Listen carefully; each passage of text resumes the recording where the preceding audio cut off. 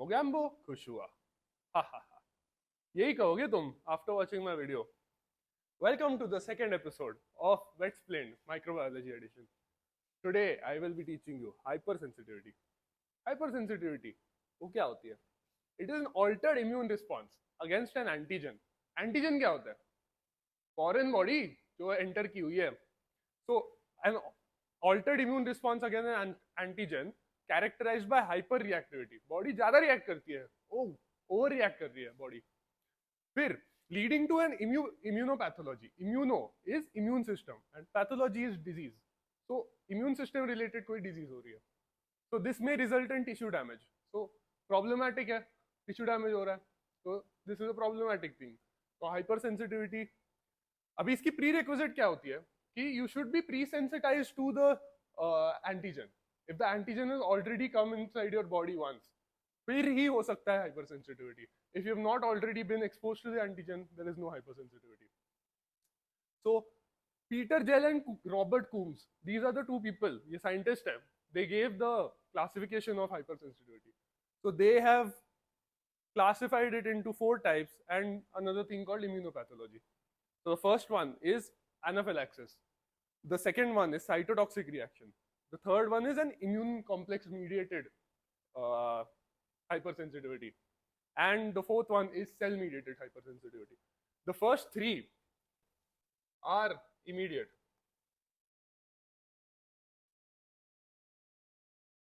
And the last one is delayed type.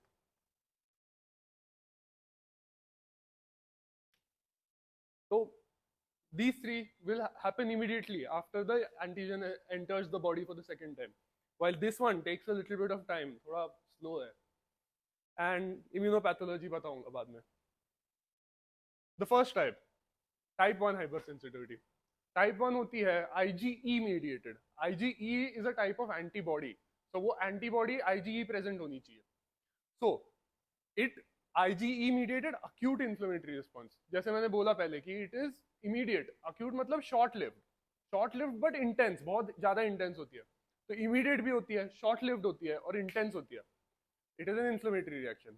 So induced by allergens. अभी allergen और वो जो antigen था, they are the same things. But here it is called an allergen क्योंकि it causes allergy. It is an allergic or anaphylactic reaction here.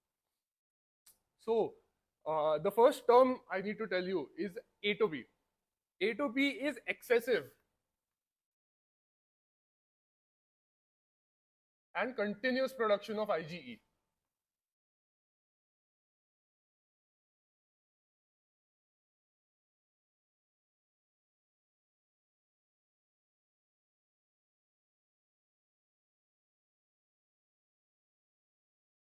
So बहुत ज्यादा amount में and continuously IgE produce जब हो रहा है, इट इज नोन एज एटोपी.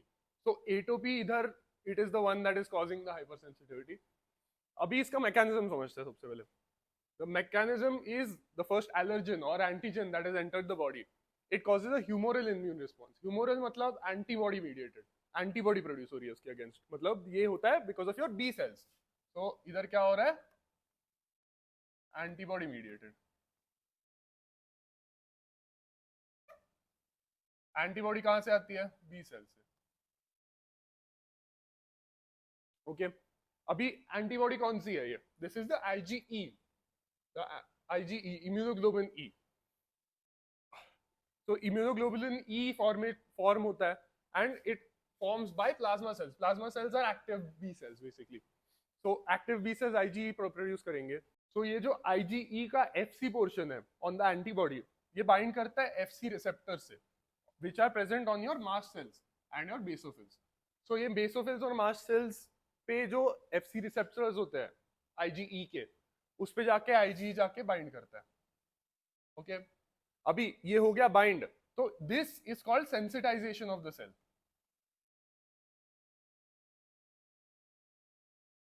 तो जो मैं बोल रहा था कि first the antigen should already have been entered the body and then on second exposure होता है.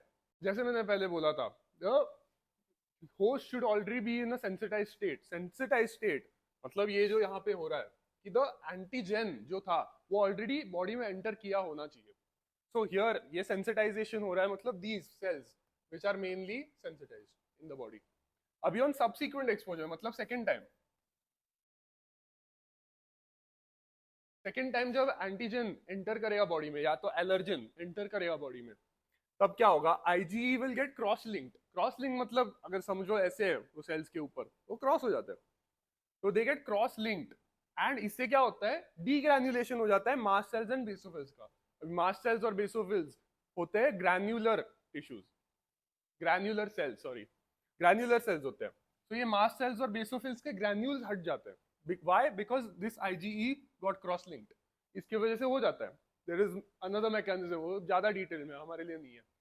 The main thing is degranulation हो जाता है. And this degranulation is requires calcium influx to occur. जब calcium influx होता है, influx मतलब enter into the cell, जब calcium अंदर चला जाता है तब हो जाता है इसका degranulation. अभी degranulation के बाद these are the chemicals that are released by the mast cells and basophils. ये केमिकल्स है जो मेनली तुम्हारा इन्फ्लेमेटरी रिएक्शन करवा रहे हैं, जो तुम्हारा टिश्यू डैमेज करवा रहे हैं. तो इनके वजह से क्या होता है, local and systemic anaphylaxis. Anaphylaxis is nothing but your allergic reaction. Local मतलब एक ही एरिया पे हो रहा है, सिस्टमिक मतलब एंटायर बॉडी में हो रहा है. Now type two hyper sensitivity. Type 2 hyper sensitivity में क्या होता है कि आईजीजी और आईजीएम मीडिएटेड होती है. पहले में क्या था, IgE, okay, antibody mediated cell destruction, also known as ADCC, antibody dependent cell cytotoxicity.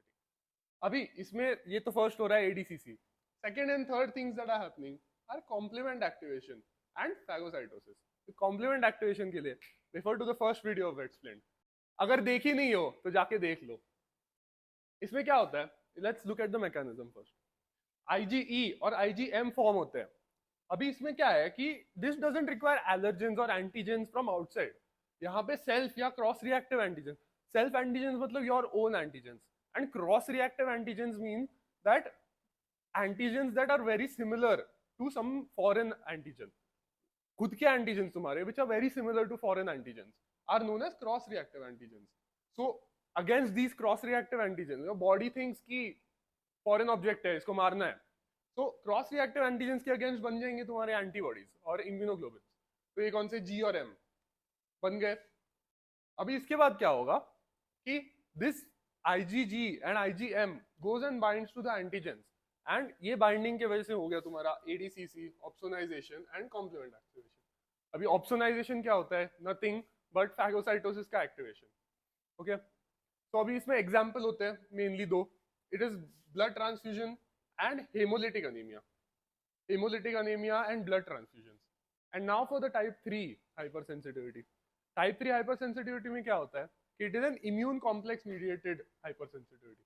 Immune complex क्या होता है कि एंटीजन और antibody pen pineapple apple pen हो जाता है.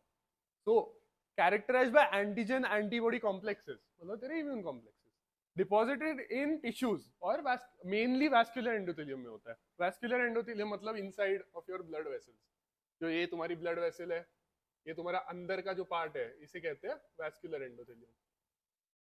ओके, एंड नाउ यहाँ पे है IgG मीडिएटेड. सेकेंड वाले में था G एंड M, यहाँ पे M हट जाता है. It is only IgG mediated. So only IgG makes a complex with the antigen. So अब इसका मैकेनिज्म वापस समझते हैं. There is excessive antigen and antibody complexes that get lodged in capillaries. Capillaries का ही endothelium, like I said, वो blood vessels में, mainly capillaries में होता है. अभी ये antigen और antibody complexes, अभी समझो तुम्हारे पास इधर antibodies है circulating in the blood और antigens है कोई भी, either one of that, and an antibody, अगर antibody होगा और तुम इंजेक्ट कर रहे हो एंटीजन, और अगर एंटीजन होगा और तुम इंजेक्ट कर रहे हो एंटीबॉडी, तो दोनों केसेस में बन जाएंगे तुम्हारे इम्यून कॉम्प्लेक्सेस. तो ये इम्यून कॉम्प्लेक्सेस जाके कैपिलरीज में अटक जाते हैं. बहुत ज्यादा बनते हैं. नॉर्मली क्या होता है कि नॉर्मली जनरली मैक्रोफेजेस उसे हटा देते हैं, बट जब बहुत एक्सेसिव में बन जाते हैं तुम्हारे इम्यून कॉम्प्लेक्सेस, तब macrophages are not enough to remove them. So they get lodged as in they get precipitated inside the blood, और फिर ये कैपिलरीज में अटक जाते हैं. इससे क्या होता है, classical complement pathway. Classical complement pathway again refer to my first video. अगर क्लासिकल कॉम्प्लीमेंट पाथवे एक्टिवेट हो जाती है तो एंड में सबसे क्या बनता था, MAC, membrane attack complex. So damage via the MAC हो जाता है. MAC है मेम्ब्रेन अटैक कॉम्प्लेक्स, मतलब तुम्हारे जो भी सेल्स है जिसके अगेंस्ट बन रहा है एंटीबॉडी, उसको जाके ब्रेक डाउन करता है, ऑस्मोटिक लाइसिस कर देता है. सो MAC से डैमेज होगा, there will be inflammation, there will be neutrophil infiltration and platelet aggregation. The examples of this are, अगर local reaction हो रहा है तो it is known as Arthus phenomenon, and अगर systemic हो रहा है तो it is known as serum sickness. Arthus phenomenon तब होता है जब एंटीजन फॉर एग्जाम्पल सर्कुलेटिंग है बॉडी में और तुम इंजेक्ट कर रहे हो इंट्राडर्मली एंटीबॉडी, या अगर एंटीबॉडी सर्कुलेटिंग है और तुम इंजेक्ट कर रहे हो एंटीजन, तो आर्थस फिनोमेनन होगा जहां पे only in the surface in the skin reaction होगी. सीरम सिकनेस तब होता है जब ब्लड में होगा, तो अगर ब्लड में एंटर करता है कुछ भी एंटीजन या एंटीबॉडी तो पूरे बॉडी में सीरम सिकनेस मतलब सिस्टमिक इंफेक्शन हो रहा है, सिस्टमिक प्रॉब्लम होगी. And now for the type 4 hypersensitivity. Type 4 hypersensitivity जैसे मैंने पहले बोला था, it is a delayed type hypersensitivity. इसे टाइम लगता है होने के लिए, ये बुढ़ा हो गया है थोड़ा. Okay, this doesn't occur immediately after the antigen enters. This results from interactions between antigen presenting cells जैसे तुम्हारे macrophages, B cells और dendritic cells and T cells. ये तीनों चीजें interact जब करेंगी तभी type 4 होता है. तो your antigen is the foreign particle जिससे antigen presenting cell लेता है, process करता है और एक MHC molecule बनाता है. MHC major histocompatibility complex, ये बाद में explain करेंगे. MHC और ये टी सेल्स को प्रेजेंट करता है कि ये लो एंटीजन लो, एंड फिर ये एंटीजन को टी सेल रिकॉग्नाइज करती है, इम्यूनिटी देता है.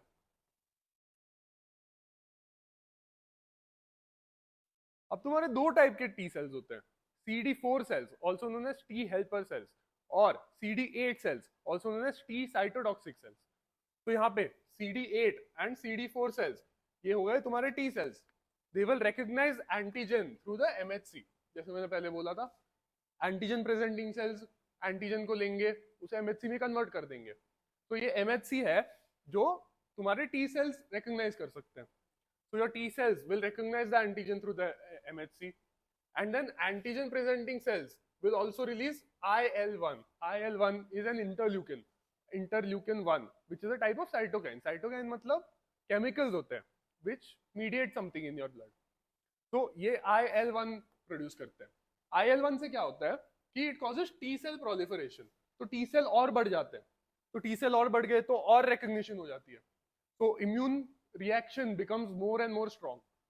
इसके बाद क्या होता है, the T cells that have proliferated will release more IL-2 and IFN alpha. IL-2 हो गया तुम्हारा इंटरल्यूकिन 2, IFN गैमा हो गया तुम्हारा इंटरफेरॉन गैमा.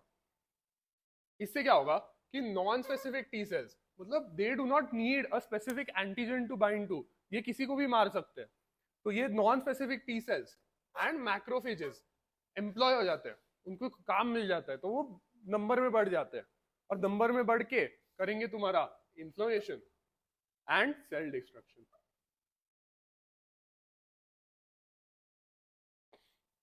तो guys that was it for today's video. अगर आपको भी वीडियो पसंद आती है तो नीचे कमेंट करें, वो खुश हुआ. And if you have any doubts, of course, I'm there if you put your doubts in the comments. And thank you. Enjoy your life.